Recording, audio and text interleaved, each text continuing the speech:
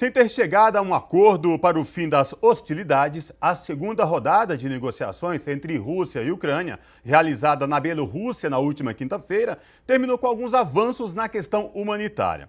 O principal é garantir corredores para o trânsito e evacuação de civis que tentam fugir dos combates. Mas o conflito já invadiu o campo das sanções em ordem político-econômicas. Sobre essa questão, a revista Brasil TVT conversa agora com Ladislau Dalbor, que é economista e professor titular da Pontifícia Universidade Católica de São Paulo. Boa noite, professor Ladislau Dalbor. Prazer falar com o senhor. Seja muito bem-vindo. Boa noite a você, boa noite aos ouvintes. Professor, nós entramos nessa segunda semana, praticamente, dos conflitos entre Rússia e Ucrânia. Para entendimento para os nossos telespectadores aqui da TVT e ouvintes da Rádio Brasil Atual, o que o senhor pode falar para a gente atualmente deste conflito, professor? Olha, basicamente, nós temos que pegar o pano de fundo, tá? Não tem como. O essencial é o seguinte, a Ucrânia foi, durante séculos, parte da Rússia. E durante 70 anos a União Soviética fazia parte da Rússia. Então, toda a parte leste da Ucrânia tem uma grande população russa, né? E estão convivendo juntos a população ucraniana e a população russa, né? Os acordos de Minsk decretaram que ia se dar autonomia para essa região russa e que ia se respeitar. Naturalmente, não se respeitou. Essa é uma dimensão. Você está fazendo conviver num país duas populações diferentes, que é extremamente complicado e muito aproveitável para você jogar uma contra as outras. O segundo ponto é que toda a parte oeste da Ucrânia, ela, durante a Segunda Guerra Mundial, ela se juntou aos nazistas. Ela fez corpos militares SS, provocou massacres. Esses grupos de extrema-direita, desde a Segunda Guerra Mundial para cá, se mantiveram organizados e fazem parte do governo atual. Eles foram muito fortemente insuflados pelos Estados Unidos, no sentido de provocar toda essa parte que vem com Lugan e com Donetsk, a parte do chamado Donbass, a parte sudeste da Ucrânia, com bombardeios diretos, né? São desde 2014, quando eles deram golpe de Estado com esse grupo de direita, com forte apoio norte-americano, certo? Eles passaram a agredir diretamente essa parte que é mais russa, né? E gerou uma situação absolutamente insustentável, né? Tem outra dimensão que é dos Estados Unidos, né? Porque a Europa, nas últimas décadas, se voltou muito mais para a Rússia, né? Passa a depender com os oleodutos, gasodutos da energia, passa a depender dos alimentos, do trigo, da Rússia, da Ucrânia, etc. Enfim, passou a ter as ferrovias que alimentam hoje a partir da China. Hoje você tem ferrovia direto de Beijing até Madrid, passando por toda a Europa, né? Então, na realidade, estava se formando um eixo geopolítico, digamos, uma Europa chamada Eurásia, né? O conjunto que pegaria junto a China e a Rússia e deixaria, de certa maneira, os Estados Unidos chupando picolé, certo? Porque ficaria isolada nesse processo, né? Eu sei que chupando picolé não é uma análise geopolítica séria, mas é o que se trata. Os Estados Unidos decidiram insuflar e provocar um conflito que é importante para eles, que é o resultado essencial até agora dessa guerra, que a Europa Ocidental voltou a estar debaixo dos Estados Unidos, né? Isso é a dinâmica geopolítica que se criou com essa guerra. Isso aqui não tem inocentes, tá? Para o Putin, é absolutamente insustentável, eu falava isso anos atrás, ver essas agressões permanentes contra uma população russa que está do outro lado de uma fronteira e simplesmente não fazer nada. Professor, esse conflito já invadiu o campo das sanções de ordem política e econômicas. Qual o impacto global para a economia global deste conflito, professor? Olha, nós estamos em primeiros passos, né? Então, tem uma dimensão que está sendo analisada, por exemplo, na área alimentar, que é extremamente importante, porque a Ucrânia é um grande fornecedor de trigo, a Rússia também, grande parte da Europa se alimenta com esses países, e isso pode pressionar também preços internacionais dessas commodities, né? Outra dimensão é a energética, certo? Porque a Europa depende vitalmente da Ásia para a sua alimentação em energia, e é vital, é profundamente dependente, tanto assim que estava se terminando de construir um segundo oleoduto, né, que a Alemanha bloqueou agora, né? Então, esse peso sobre o sistema energético mundial é um segundo eixo. Um terceiro eixo é o eixo financeiro, né? Porque ao travar os sistemas internacionais, o chamado SWIFT, né, de transferência, e ao isolar, de certa maneira, monetariamente, a Rússia, o que está acontecendo? A China já criou o seu SWIFT, né, chamado CIPS. A Rússia já tinha criado o seu SWIFT, que é o MIR, M-I-R, né? MIR quer dizer mundo, né? Então, na realidade, todo o sistema dólar, que era hegemônico em todo o planeta, começa a ver numa situação extremamente problemática, né? E o quarto eixo disso é uma gigantesca campanha que foi solidamente preparada para dizer, meu Deus, estão invadindo um país soberano, entende? Esquecemos o Iraque, esquecemos o Afeganistão, esquecemos a Líbia, esquecemos enfim, um conjunto do que está se fazendo. Nesse momento, o Iêmen está sendo bombardeado, né? Em Kosovo, né, na Sérvia, você teve anos de bombardeios incomparavelmente superiores a tudo que aconteceu na Ucrânia, isso aqui a gente esqueceu, né? Então, na realidade, está uma movimentação antirrussa que tende a isolar a Rússia, que é extremamente problemático, ao mesmo tempo que pode reforçar simplesmente o eixo asiático, né? A Rússia e a China, lembrando que a China já é o maior produtor, a maior potência econômica do mundo, junto com as capacidades de matérias-primas e as capacidades militares da Rússia, enfim, o gigante que é a Rússia. Isso realmente está redimensionando o desenho geopolítico do planeta. Professor, muitos já se questionavam o poder da moeda americana, especificamente de sua valorização. Por outro lado, a valorização do comércio chinês, da moeda chinesa, e já se especulava isso dessa outra hegemonia mundial. E neste conflito agora também tem boicote aos bancos russos. O que o senhor pode falar para a gente sobre essa questão? Olha, basicamente, o dólar, isso vem desde 1945, os americanos passaram a decretar que o dólar é a moeda mundial. Isso significa o seguinte, eles podem emitir quantos dólares quiserem, porque esses dólares passam a ser reservas de bancos centrais nos mais diversos países. Ou seja, eles financiam o seu déficit simplesmente emitindo moeda, o que não gera inflação, porque os dólares vão para fora, né? Isso levou à quebra de Bretton Woods em 1970. São rigorosamente, eu estou com reuniões internacionais em torno disso, são 50 anos da quebra de Bretton Woods, né? E que os americanos disseram, sabe o quê? A gente não garante mais ouro em torno do dólar. Ou seja, vocês têm que segurar os dólares e a gente vai emitir o quanto pode. A guerra do Vietnã, a guerra do Afeganistão, as sucessivas guerras e todo o sistema de 700 bases militares no mundo que os Estados Unidos são financiados com dólares simplesmente impressos, né? E a indignação contra isso está aparecendo por toda parte, né? Tem livros, tem estudos, tem reuniões em torno disso, e a Europa estava buscando um certo equilíbrio, né?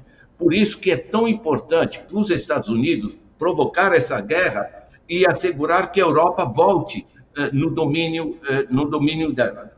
Do lado russo, é preciso lembrar o seguinte, sem dúvida que isso pode prejudicar muito, mas a autossuficiência Rússia, e em particular Rússia / China, Lembrando que a China são 20% da população mundial, junto com a Rússia, certo? Ou seja, nós estamos falando de um gigantesco espaço econômico que pode gerar muito mais autonomia, né? E pode gerar uma dualidade, digamos, de sistemas econômicos entre essa zona mais asiática e a zona e o resto do mundo, né? Agora, isso já são especulações, porque nesse momento a gente tem dificuldade de prever qualquer coisa. O essencial para os Estados Unidos não é a Ucrânia, que os americanos mal sabem onde fica e não dão a mínima bola. O essencial é ter provocado conflito com Putin, porque o interesse americano é derrubar o Putin, certo? Porque derrubar o Putin e você expandir a fronteira da OTAN para dentro da Rússia significa que a OTAN chega às fronteiras norte da China, né? Que é a maior fronteira internacional do mundo. Isso é que está em jogo, né? É geopolítica mesmo. Professora, vamos trazer um pouco aqui, trazer essa discussão para o Brasil, do impacto deste conflito para a economia brasileira. Existe essa possibilidade? A economia brasileira pode ficar ainda mais prejudicada por conta disso? É fato ou não? Olha, o principal problema nosso em termos econômicos não é Kiev, é Brasília. Tá? Então, por exemplo, o petróleo brasileiro, que é um elemento central, porque o preço do petróleo, dos combustíveis, da energia, vai repercutir sobre todos os preços do país. Por isso que estamos com essa inflação. Não tinha nada a ver com a Ucrânia. Tá? O que acontece? Como eles são, em grande parte, o governo brasileiro privatizou o petróleo, nós estamos exportando bruto, paralisamos nossas refinarias e estamos importando refinados a custos mais elevados internacionais, o que é um ataque à economia brasileira de interesse norte-americano evidente, tá? Os grandes grupos internacionais, os franceses também, Total, está todo mundo nisso, porque o petróleo do pré-sal e o petróleo que o Brasil hoje exporta, veja bem, como o Brasil domina ou dominava todo o ciclo econômico energético, tanto pelas suas bases hidroelétricas como pelo petróleo, ele pode assegurar energia para o Brasil, para as empresas e para as famílias a preço de custo. E quando você reduz o preço da energia, isso reduz os custos de todos os setores, reforça a capacidade exportadora, né? Isso é uma evidência. Isso tinha sido montado pelo governo Lula nesse sentido.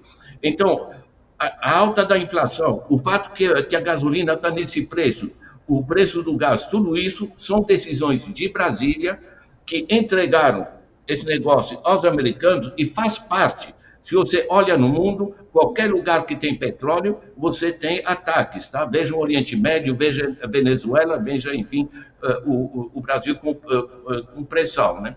Então, na realidade, nós podemos ter indiretamente um impacto de elevação de preços de alimentos, de elevação de preços energéticos, mas o principal vetor desse aumento que nós já sofremos e antes dessa guerra é a política econômica interna do Brasil. Professor, falando um pouco de política internacional, o senhor falou da questão geopolítica. Esse conflito aí tem Rússia, Ucrânia, OTAN, Estados Unidos, China. Faltou diplomacia na política internacional para evitar esse conflito, para que se chegasse realmente a esse conflito? Olha, os Estados Unidos estão muito fragilizados em termos econômicos. Eles, usando o dólar, eles compraram empresas para todo lado, instalaram suas empresas na China, na Europa, por toda parte. Eles fragilizaram sua base produtiva.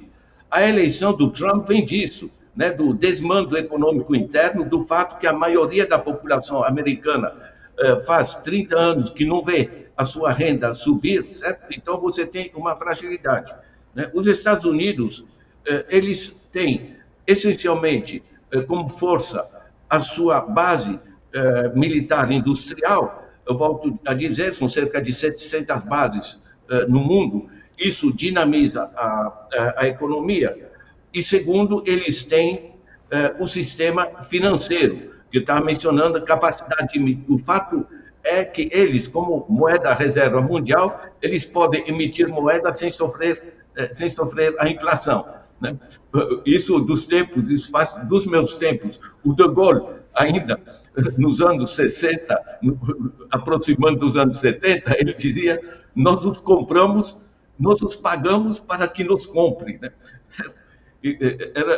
É esse negócio surrealista. Então, essa força do Dora, a força militar, e terceiro, a força da comunicação. Tá? Tem que ver que todos os grandes grupos que controlam a comunicação mundial, você pega o Google, pega Apple, pega Microsoft, pega Facebook, evidentemente, todos esses grupos, né? Tudo isso aí é norte-americano, certo? É o chamado GAFAM, né? Esses gigantes, né? Então, você tem esses diversos eixos de poder, o eixo militar, o eixo financeiro e o eixo de comunicação, que não são eixos tradicionalmente de potencial industrial, coisa, né? Ninguém está tão interessado hoje por carro americano, coisa do gênero, certo? As coisas se deslocaram. Agora, esse tipo de domínio, para os americanos, eles ficam inseguros porque perdem espaço no nível mundial e reagem pelo que tem, pelo espaço militar, né? Eu tive um jantar alguns anos atrás, um americano importante, que é Peter Senge, aquele que escreveu A Quinta Disciplina, né? Ele me dizia: olha, os Estados Unidos hoje é uma população extremamente insegura e um governo armado até os dentes. Isso é muito perigoso. Professor, para finalizar, nosso tempo já está chegando, se caminha para o fim. No começo desse conflito, quando se questionava já essa possível invasão russa à Ucrânia, de uma possível terceira guerra mundial. Explica para a gente, por favor, isso pode acontecer, não acontecer, é só falácia? O que a gente pode entender sobre isso? Olha, eu lembro que Einstein foi perguntado como será a próxima guerra mundial, né? Ele disse assim: a próxima eu não sei como vai ser, a terceira, mas a quarta eu sei, a quarta vai ser com pedras e pau, né? Ou seja, é tão destrutiva a ideia de uma guerra, digamos, de uma guerra mundial, nuclear, etc. Isso é o fim da humanidade, né? Então, de certa maneira, a ameaça nuclear tem contido. Lembrem, por exemplo, quando os russos instalaram mísseis em Cuba, né? Os americanos disseram nada de mísseis na nossa fronteira e ameaçaram com guerra, né? A Rússia recuou. Agora, os americanos que estão querendo instalar mísseis na fronteira russa, a Rússia não tá aceitando.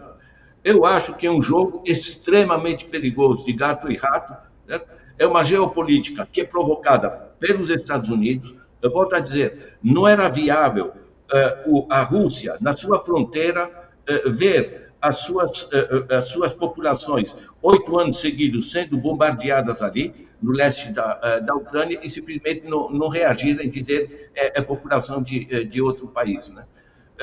Para mim, é uma situação extremamente perigosa, porque não se sabe em que momento haverá não sei como qualificar, certo? O efeito desastroso. Eu penso na Primeira Guerra Mundial, que começou com um negócio completamente ridículo, que é a morte lá do nobre na Iugoslávia, né? Na realidade, não se sabe para onde vai. Agora, os interesses dos grupos militares nos Estados Unidos são extremamente poderosos, em particular no grupo republicano. E os republicanos dos Estados Unidos são gente que realmente não são confiáveis para nada. De democratas, eles não têm mais nada. Perfeito. Professor Ladislau Dauber, economista e professor titular da Pontifícia Universidade Católica de São Paulo. Sempre um prazer falar com o senhor. Vamos aguardar o desenrolar deste conflito. Espero que acabe o quanto antes, porque, como sempre, quem acaba pagando é a população, o trabalhador. Professor, obrigado. Foi bom falar com o senhor. Até uma próxima oportunidade, viu? Abraço. Tudo de bom. Um abraço para todo mundo aí. Abraço.